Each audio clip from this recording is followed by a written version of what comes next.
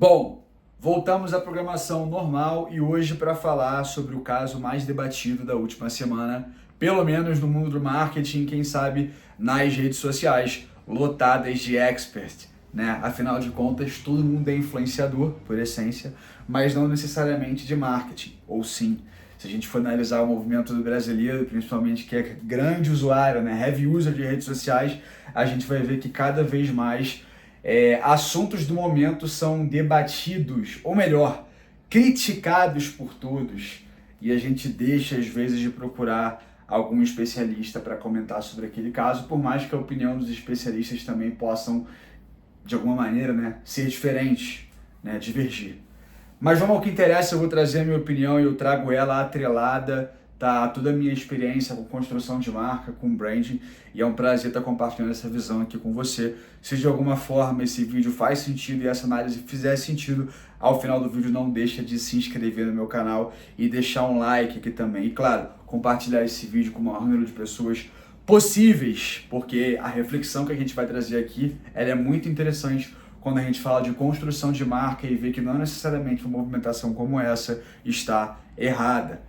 E isso eu estou falando quanto à remodificação da Jaguar em relação à sua identidade visual, em relação ao seu manual de marca, em relação ao tom de voz da sua marca, né? E consequentemente a gente pode estar falando aí de um rebranding, né, em geral. Agora, a gente pode, de alguma maneira, focar em falar sobre resultado prático, tanto momentâneo como também passado, que tem como consequência essa atual atitude da marca. Aberto, o que você está querendo dizer com isso? Vamos aos números.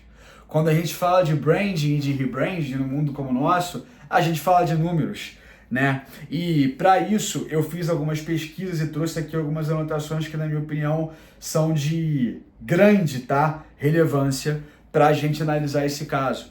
Começando por pré-pandemia, ainda em 2019, tá? A Jaguar, ela deixa de faturar 3,4 bilhões previstos nas suas receitas operacionais por problemas operacionais de produção em escala, beleza? Mas isso ainda condiz com um outro fato, tá? Que se a gente for considerar o período de 18 a 23, a mesma Jaguar perdeu, em tese e em média, 65% das suas vendas previstas em objetivo de negócio.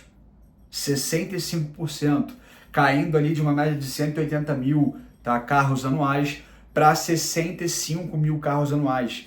É um número de extrema relevância e que traz a gente pensar o porquê que uma marca tão estabelecida como essa não vinha mais se estabelecendo, principalmente mediante aos seus concorrentes. E, obviamente, a gente tem uma resposta por parte do consumidor, do cliente ou do possível cliente de Jaguar em relação a essa não identificação, que seria falta de inovação e segurança. Talvez Jaguar por si só tenha se assentado numa posição confortável como marca e não ter se antenado a mudanças de macroambiente, principalmente no perfil do seu consumidor, que trariam um prejuízo como esse, tá? Uma outra coisa que a gente pode entender, tendo em vista esses dados, é que, assim, me colocando na posição de gestor de marca, seria impossível o Jaguar não fazer, não realizar, digamos assim, um movimento brusco. Porque se nem os seus clientes estavam se identificando com a marca, tendo confiança na marca e comprando a marca, quem dirá aqueles que não conheciam a marca ou que não são clientes da marca. E quando a gente fala de consumo de marca, a gente não está falando necessariamente do consumo do item, do consumo do produto, mas é, de alguma maneira, a pessoa consumir a marca para que a mesma vá trabalhando esse lead durante o tempo até que ele vire um potencial comprador. E quando a gente fala do mercado de luxo, isso é muito importante, né? Respeitar essas fases do que seria o consumo de marca e do que seria as eventuais fases de um cliente se tornar verdadeiramente um cliente, ou melhor, de um possível cliente se tornar verdadeiramente um cliente, beleza? Esses são pontos de atenção que a gente tem que, sem dúvida alguma, considerar numa movimentação de rebranding, e que agora, mais especificamente, eu vou me adentrar frente ao que eu acho, ou melhor, o que eu visualizo tá? Mediante essa movimentação da Jaguar. Eu trouxe dados aqui que embasariam a minha tomada de decisão como gestor da marca, ou melhor, tá? Como alguém que está avaliando a marca de fora.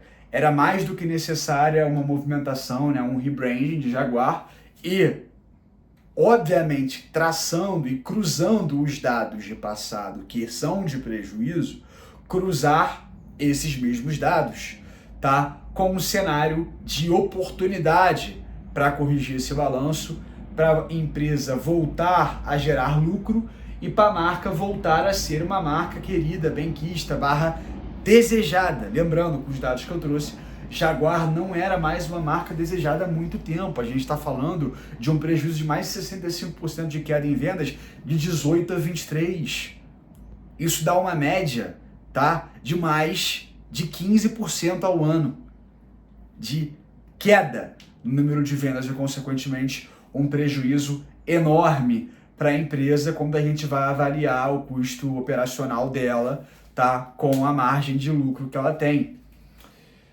Quando a gente fala de uma empresa como essa, a gente tem que analisar também que, por conta de um fator de macroambiente, que é um mercado em constante mudança, né? Marcas asiáticas ganhando muito volume de mercado, novas marcas que se aparentam a concorrer com essas novas, como a Tesla, ganhando também muito volume de mercado, principalmente no mercado de alto padrão, que é o que se encontrava ou se encontra ainda a Jaguar. Porém, vamos focar nesse rebranding porque o objetivo da Jaguar não é mais estar no mercado de alto padrão, e sim no mercado de alto luxo, tá? Foram outros dados que eu recolhi ao entender que, de acordo com a empresa, eles prezaram por, nesse momento, trazer uma ideia de Louis Vuitton, tá? Do mercado automobilístico, algo que seja ao mesmo tempo que clássico, moderno e, por consequência dessa união, né, atemporal. Quando a gente fala sobre isso em design, a gente preza por um ponto que significa mais minimalismo. E se a gente for observar esses assets, digamos assim, esses ativos de marca, como pretexto do reposicionamento do objetivo de marca que a mesma Jaguar tem, tá? Esses pontos são totalmente complementares e resultam num excelente, como é que eu posso dizer? Resultam num excelente resultado, por mais que eu possa trazer aqui uma dubiedade nessa fala, é a real, tá? Consequentemente, esses pontos interligados trazem um excelente resultado quando a gente fala do que foi, tá, o resultado da criação desse rebrand, né, dessa nova marca, dessa nova assinatura de marca para Jaguar, beleza? E trazendo isso também, né, ao objetivo de marca deles, né, eles saindo dessa alçada alto padrão e casando esse mesmo posicionamento, tá, para a marca atual, é o objetivo de marca deles crescer não só na Ásia, mas também num público novo, que vai ser o novo luxo, tá? E automaticamente concorrer com marcas clássicas como Bentley e Rolls-Royce. Ah, Bernardo, isso pode parecer muito louco e muito ousado por parte da marca. A gente viu, obviamente, tá, que a movimentação foi ousada, tá? E para você ter resultados ousados e que saem do comum, você precisa ter movimentações fora do comum. É assim na vida e não é diferente também quando a gente fala de marcas e quando a gente fala de branding, beleza? Eu, particularmente, vejo um casamento muito interessante entre o que eles chegaram como resultado, tá? De posicionamento de marca, de reposicionamento de marca, por mais que ainda é muito frio, com o que eles almejam passar lá na frente, tá? Que é essa mistura do clássico com o moderno, trazendo esse ar de atemporal, e obviamente quando a gente fala de marcas que prezam por isso, a gente fala muito de marcas minimalistas, tá? E que esbravam o seu luxo através do minimalismo, e ao mesmo tempo, tá, conversa bastante com um novo consumidor, tá? E particularmente eu fico muito interessado em ver qual vai ser o resultado dessa união, desse posicionamento meio fashionista com o automobilismo. Isso é bem diferente do que a gente está acostumado a ver, mas condiz muito com o verdadeiro público das grandes marcas de alto luxo. Se a gente for analisar os novos lançamentos de Louis Vuitton, de Chanel, enfim, e até novas marcas que contrastam no segmento de alto luxo, como Miu Miu, enfim, e a própria, eu esqueci o nome da marca, agora é uma marca de sapato super famosa, enfim, depois alguém vai falar aqui nos comentários. Se a gente for contrastar essas novas movimentações de lançamento dessas novas marcas que competem com ela, a gente vê algo de comportamento de marca muito parecido com o que Jaguar trouxe, num discurso 100% ousado, automaticamente colorido e fashionista, tá? Para uma marca de carros, né? De uma marca de automobilismo que quer se mostrar moderna sem perder a classe.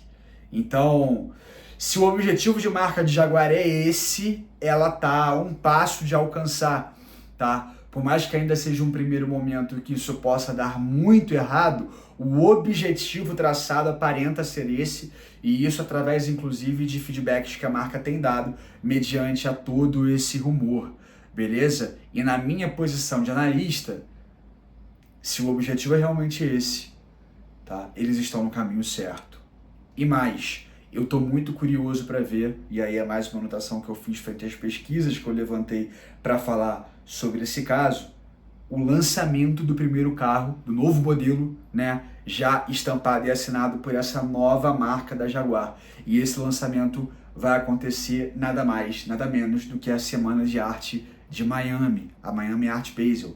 Tá? Então eu particularmente fico bem entusiasmado em ver tudo isso que a gente traçou aqui sendo condensado num lançamento de produto, porque nesse lançamento de produto a gente certamente vai ver pessoas se identificando com a promessa, se identificando com a nova proposta e obviamente pessoas cada vez mais repelidas a essa nova proposta. Mas convenhamos, esse rebranding, esse reposicionamento, qual foi o resultado dele independente de todos esses dados trazidos e levantados aqui? Rumor e barulho, algo que há muito tempo não acontecia com o Jaguar. A gente pode trazer isso para o farem bem, farem mal, mas farem de mim, e certamente uma marca, quando está em evidência, tem mais facilidade de aproveitar isso a seu favor e tornar isso resultado positivo, lucro no final do dia. Beleza? Essa é a nossa análise. Bernardo, qual que é a sua opinião? Minha opinião é que, de acordo com os objetivos dados pela própria marca, a marca se encontra na direção de alcançá-los. Por mais que isso doa a um público antigo, que não consumia mais, e ainda não tracione necessariamente com o público que ela quer alcançar, mas vai trabalhar para alcançar. E é esse público que vai fazer ela ter o resultado que ela espera, ou melhor, que ela precisa. Valeu? Essa foi a análise. Tamo junto e é só o início.